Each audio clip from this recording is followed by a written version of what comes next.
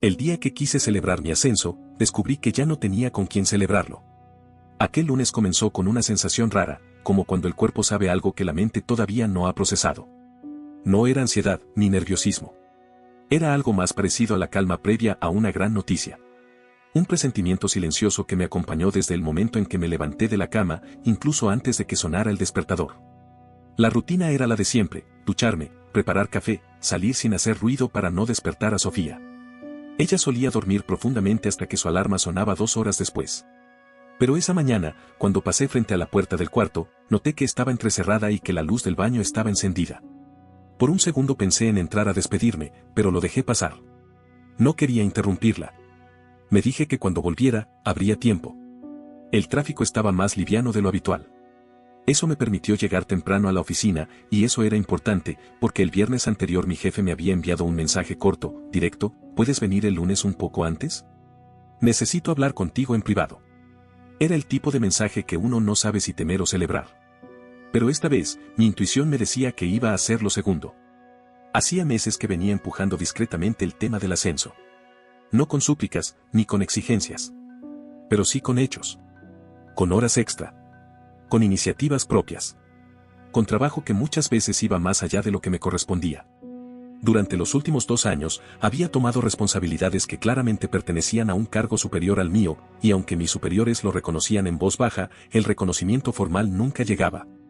Yo no era el tipo de persona que pide a gritos. No soy de esos que andan contando sus logros para que los escuchen. Pero sí sabía lo que valía. Sabía lo que había hecho por la empresa, y lo que seguía haciendo cada semana. Y aunque más de una vez me dijeron ya casi, también aprendí a leer entre líneas. Esa reunión solicitada por el gerente tenía otro tono. Lo supe de inmediato. Me detuve unos segundos frente al ventanal del pasillo. Vi la ciudad despertando y pensé en cómo habían cambiado las cosas desde que empecé ahí como analista junior. El edificio parecía más grande entonces. Yo también era otro. Más joven, más inseguro, con ganas de demostrarme algo, de demostrarle algo a todos. Con cada año fui entendiendo que el verdadero reconocimiento no siempre llega con aplausos, pero sí deja señales. Y esta vez, las señales estaban claras. Entré a la sala de juntas 5 minutos antes. Mi jefe ya estaba ahí, acompañado por 2 de los socios. Me ofrecieron café, algo que nunca hacían. Me pidieron que cerrara la puerta. Me senté, intentando mantener la compostura mientras el corazón se me aceleraba.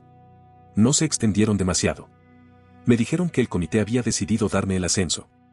Que mi desempeño durante los últimos años no solo había sido consistente, sino sobresaliente. Que valoraban mi forma de liderar sin hacer ruido, de resolver sin buscar crédito, de proteger la imagen del equipo incluso cuando nadie me lo pedía. Escuché cada palabra con atención. Pero internamente, lo único que podía pensar era: por fin. Por fin todo ese esfuerzo, todo ese desgaste silencioso, tenía un resultado tangible. Agradecí con formalidad, como se espera en esos momentos. Sonreí. Asentí. Les dije que contaran conmigo. Pero cuando salí de ahí, caminé directo al baño, cerré la puerta con llave y me dejé caer en el banco de la pared. Sonreí de verdad. Como hacía tiempo no lo hacía. Como cuando uno sabe que algo se cerró, que algo valió la pena. Salí temprano ese día. Decidí no ir directo a casa. En vez de eso, pasé por una tienda de vinos donde solíamos ir con Sofía en nuestros primeros años juntos. Elegí una botella de tinto que siempre decía que le encantaba, aunque hacía mucho que no la mencionaba. Después, caminé hasta la pequeña pastelería donde solíamos detenernos los sábados por la tarde, cuando todavía teníamos tiempo de compartir un café sin mirar el reloj. Compré 2 tartas de limón. Las mismas que a veces pedía incluso cuando decía que estaba a dieta. Pensé en cocinar, pero cambié de idea. Pasé por su restaurante favorito y pedí comida para llevar. Quería armar algo especial. Una cena sin pretensiones, pero con significado. Con gestos que dijeran lo que las palabras a veces no alcanzaban. Mientras manejaba de regreso, pensé en lo mucho que habíamos atravesado juntos. En los momentos buenos y los que no lo fueron tanto. Nuestra relación había cambiado con los años. Ya no había la efervescencia de antes, pero yo seguía creyendo que había algo valioso ahí. Algo que merecía cuidarse. Sabía que no todo estaba bien. Que en los últimos meses había habido distancia, gestos secos, evasivas. Pero también creía que parte de eso se debía al estrés, a la rutina, a la incertidumbre económica que nos había afectado más de una vez. Y justo por eso este ascenso significaba tanto. No era solo un logro profesional. Era una oportunidad de empezar a recomponer cosas. De volver a proyectar. De recuperar espacios que habíamos ido dejando a un lado. Estacioné frente a casa mientras caía el atardecer. El cielo estaba teñido de naranja y azul, como si el universo también quisiera celebrar conmigo. Tomé las bolsas del asiento trasero con cuidado. Subí los escalones del porche repasando mentalmente cómo le iba a contar la noticia. Imaginando su cara. Sus ojos abriéndose con sorpresa. Su abrazo. Tenía la llave en la mano. Pero al girarla, algo me detuvo. La puerta no estaba cerrada con seguro. Y eso, aunque parezca un detalle menor, fue lo primero que me hizo fruncir el ceño. Sofía siempre se aseguraba de eso. Siempre. Entré sin hacer ruido. Y la música suave que salía del fondo del pasillo me golpeó con algo más que sorpresa. Era una canción que no escuchábamos juntos desde hacía años. La reconocí al instante. Esa canción era parte de una lista que habíamos armado juntos en un viaje, hacía ya bastante tiempo, cuando todo era distinto. Cuando todavía compartíamos la costumbre de bailar en la sala sin motivo. Me quedé quieto unos segundos, con las bolsas en la mano, intentando encontrar una explicación simple. Tal vez estaba en casa antes de lo habitual. Tal vez había planeado una sorpresa para mí. Tal vez todo esto era una feliz coincidencia. Caminé despacio hacia el interior. El olor a incienso de lavanda flotaba en el aire. Ese detalle me pareció aún más extraño, porque Sofía no solía usarlo a menos que quisiera crear un ambiente muy específico. Para relajarse, para estar sola. O para algo más. Avancé por el pasillo y sentí algo en el pecho. No era miedo. No era rabia. Era esa sensación incómoda de que algo no encaja, de que algo está fuera de lugar y tu cuerpo lo sabe antes que tu mente lo acepte. La puerta de la habitación estaba entreabierta. Me acerqué en silencio, sin querer escuchar, pero ya era tarde. Una risa. Masculina. Y después, ese sonido inconfundible que uno no olvida aunque quiera. Me detuve justo frente a la puerta. El corazón me latía en las sienes. Las bolsas en mis manos empezaban a temblar. Y entonces, entré. La escena no necesitó explicaciones. Matías. Sin camisa. Sofía. Encima de él. Sus cuerpos entrelazados con una familiaridad que no dejaba espacio a los errores. No gritaron. No se sobresaltaron. No hubo torpeza para cubrirse. Matías evitó mirarme. Sofía, con una calma que aún hoy no sé cómo interpretar, se cubrió con la sábana y me miró como si me esperara. Como si ya supiera que yo iba a estar ahí, parado frente a ellos con la cena fría y una botella de vino que nunca abriríamos. Y entonces lo dijo. Eres demasiado bueno para alguien como yo. No tembló. No lloró. No bajó la mirada. Lo dijo como si esa frase fuera un justificativo válido. Como si con eso todo quedara claro. No pregunté nada. No dije nada. No hice un escándalo. Solo me di media vuelta. Dejé las bolsas en el sillón de la entrada y salí por la puerta con la misma calma con la que había entrado. Manejé sin rumbo, sin música, sin rumbo fijo. La gasolina comenzó a agotarse y el tablero empezó a parpadear.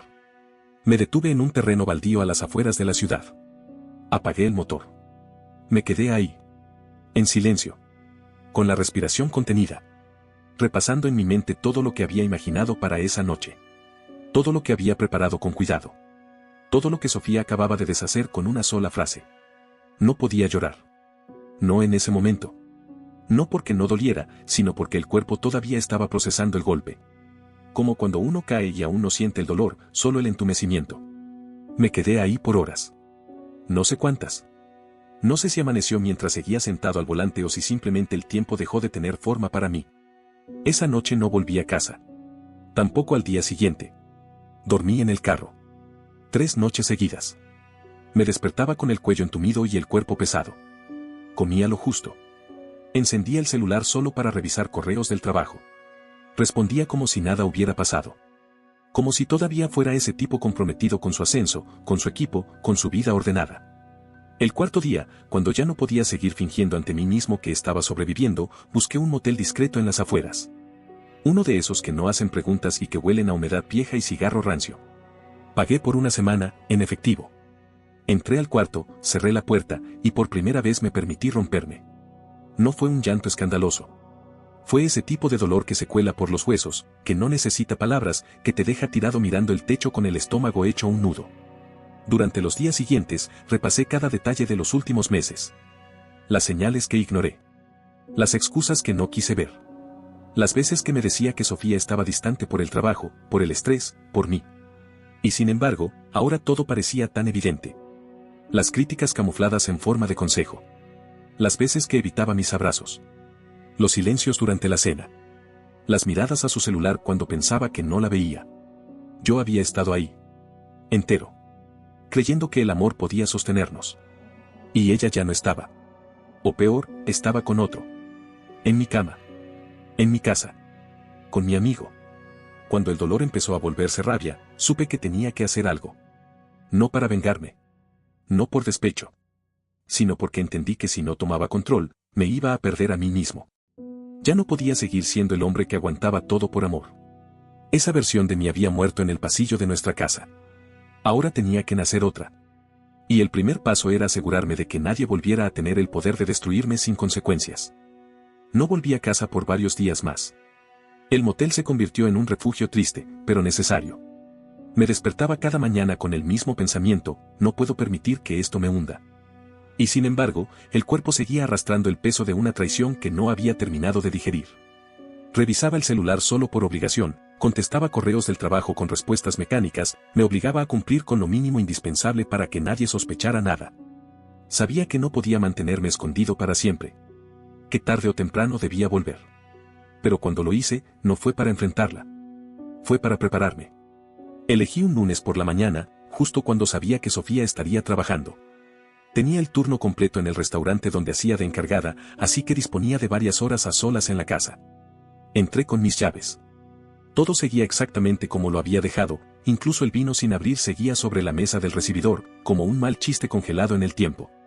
Subí al cuarto y encendí la cámara del celular. Comencé a grabar. Detalle por detalle.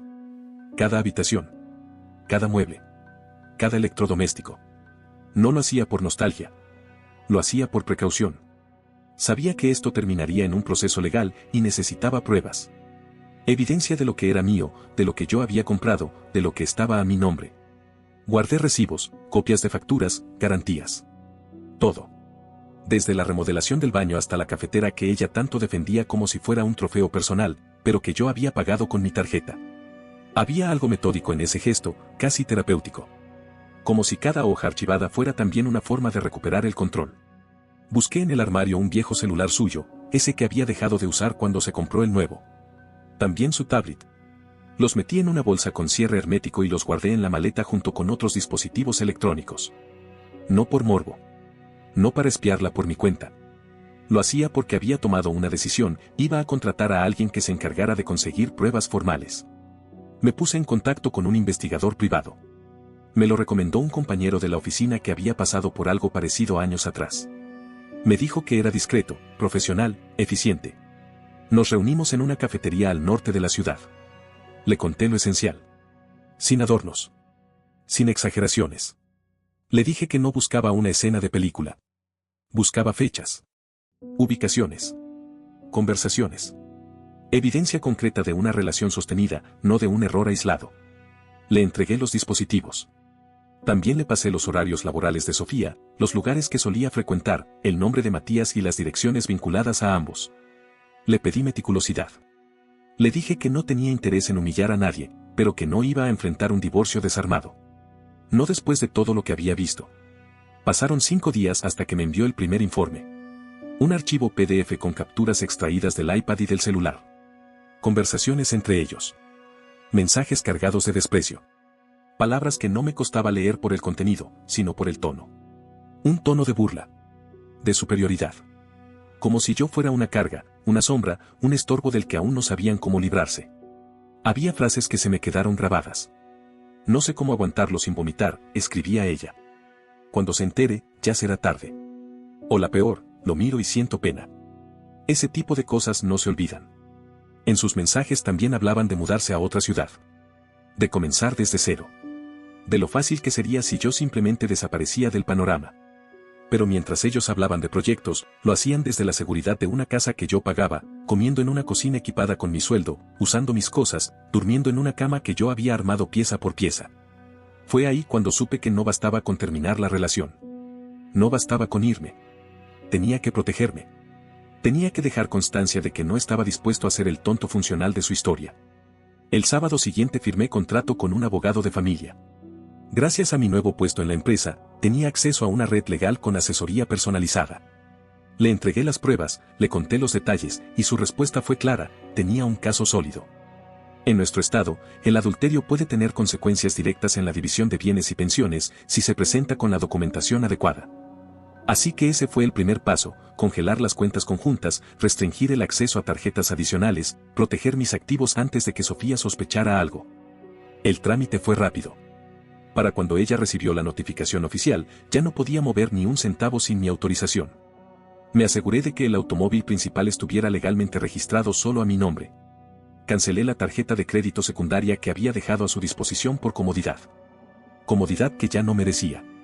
El lunes siguiente, mientras yo trabajaba desde una cafetería, supe que había recibido los papeles. Uno de los cocineros del restaurante donde trabajaba, un viejo conocido, me escribió por Facebook.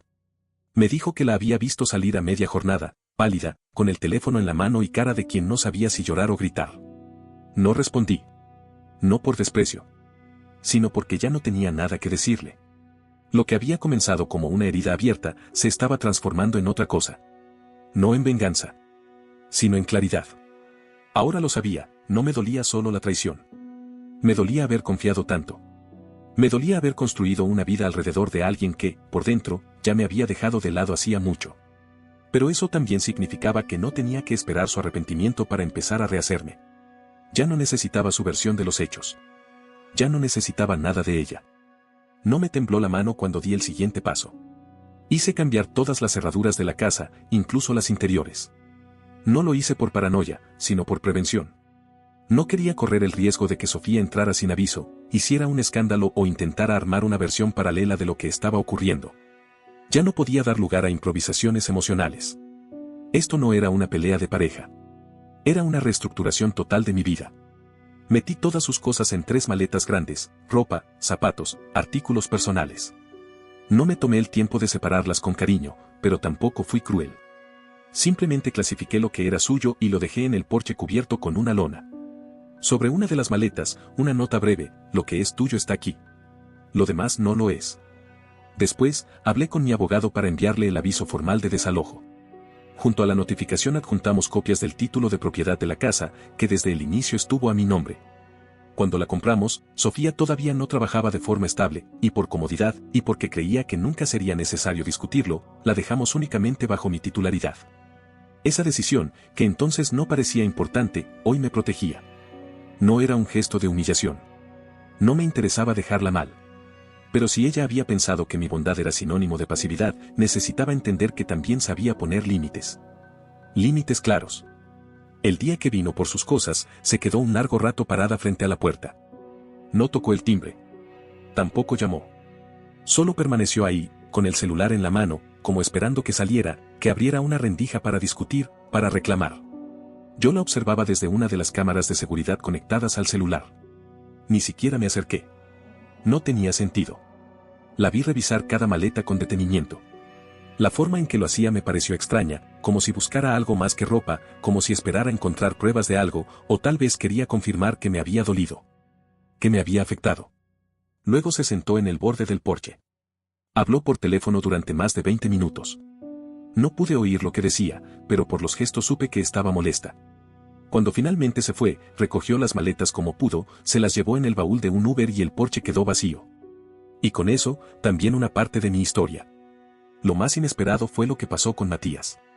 Desde aquella noche no había tenido contacto con él. Ni una llamada, ni un mensaje. Pero tampoco lo necesitaba.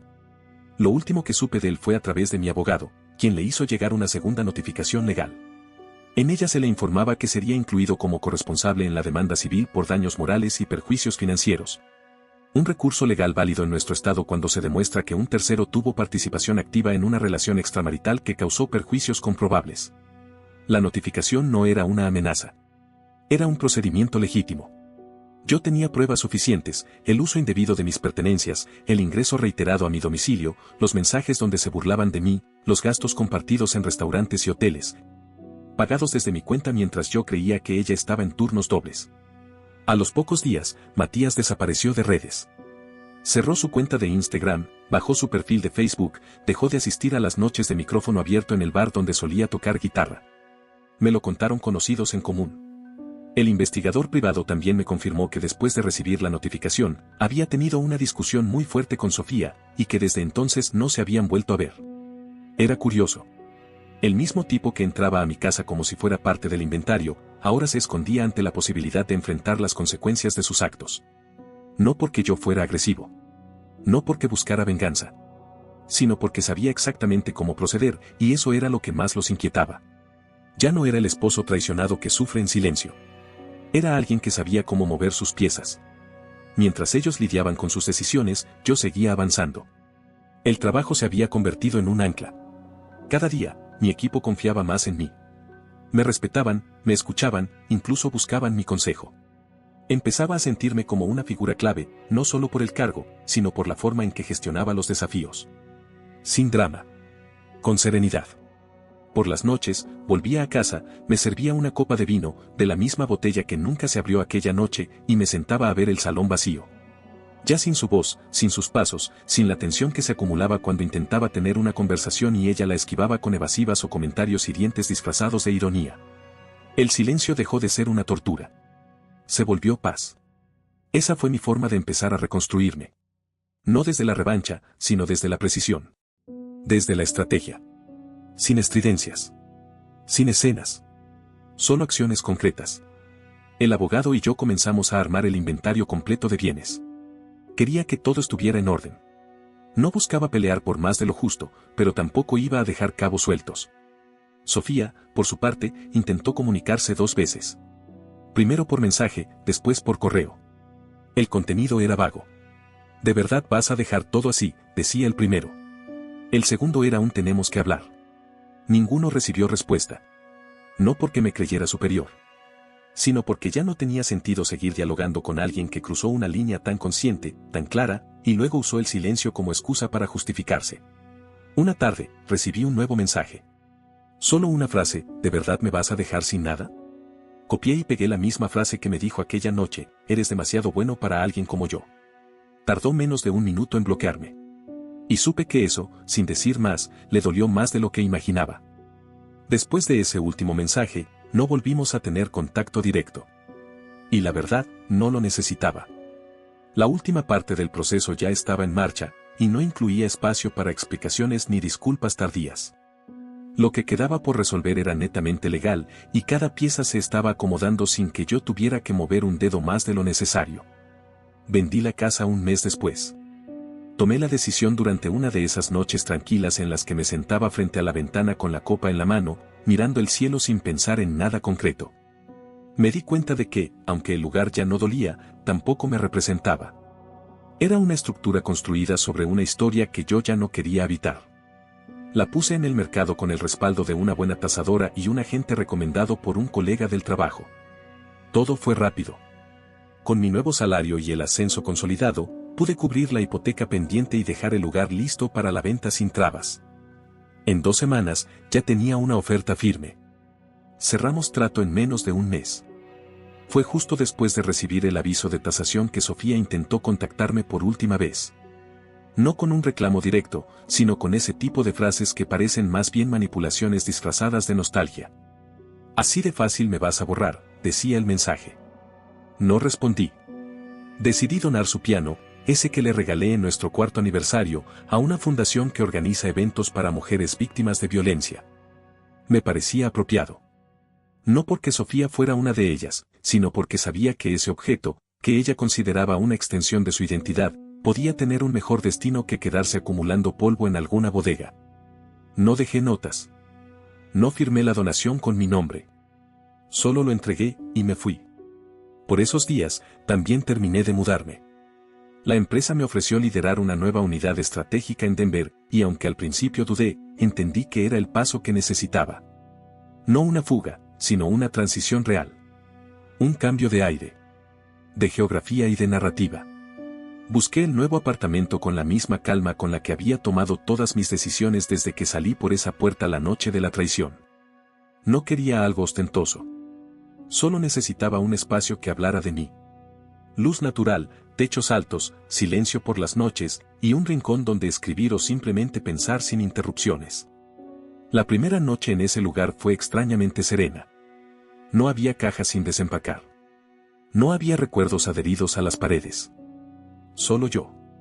Un sofá, una copa de vino, y la vista a las montañas recortadas por la luz de luna. Fue entonces que sonreí por primera vez sin esfuerzo. Sin necesidad de validación.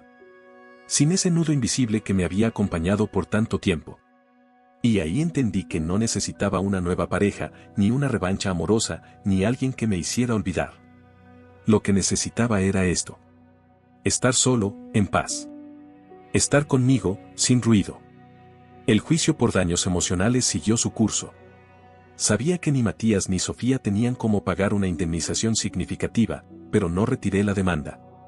No por el dinero, sino por el principio. Porque había algo profundamente simbólico en que existiera un documento legal que dejara claro que lo que hicieron no fue simplemente algo que pasó. Ambos respondieron por medio de abogados de oficio. El juez aceptó avanzar con una audiencia preliminar. Mi equipo legal presentó las pruebas.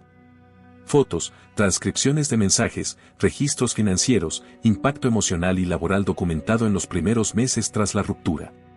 Todo perfectamente ordenado. Factual. Sin adornos. El resultado fue un acuerdo extrajudicial, muy por debajo de lo que inicialmente se proyectaba, pero suficiente para dejar constancia de que la responsabilidad no era abstracta.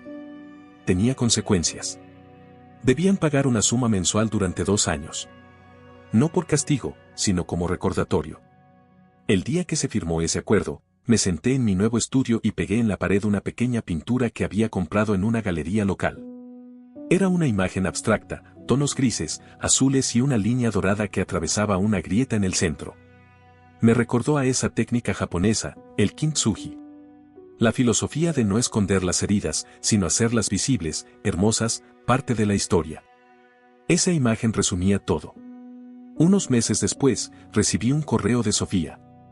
Venía desde una dirección nueva, y tenía solo una línea: espero que algún día podamos hablar. No lo respondí. No lo reenvié a mi abogado. Tampoco lo borré. Lo moví a una carpeta que titulé Lecciones. Allí están también las fotos antiguas, algunos archivos digitales, documentos que ya no necesito tener a mano, pero que conservo por si algún día olvido lo que costó llegar hasta aquí. Hoy, 1 año y medio después de todo, mi vida es otra. No porque haya rehecho mi historia con alguien nuevo. Ni porque haya ganado algún premio por superar una traición. Sino porque por fin vivo sin explicaciones. Sin dudas. Sin esa carga invisible de sentir que debo justificar cada decisión. Me levanto temprano, camino por el parque, saludo a mis vecinos, tomo café en una esquina donde ya saben mi orden. Leo. Escribo. Trabajo sin presión. Y cuando alguien me pregunta cómo hice para salir adelante, solo puedo decir: documenté el dolor, tracé un plan, y seguí caminando. No busqué justicia poética. Solo estabilidad. Y la encontré, no al castigar a quienes me rompieron, sino al elegirme a mí sin concesiones. Eso fue lo que me salvó. Eso fue lo que me hizo libre. No olvides dejar tu opinión en los comentarios, dejar tu like y compartir este video.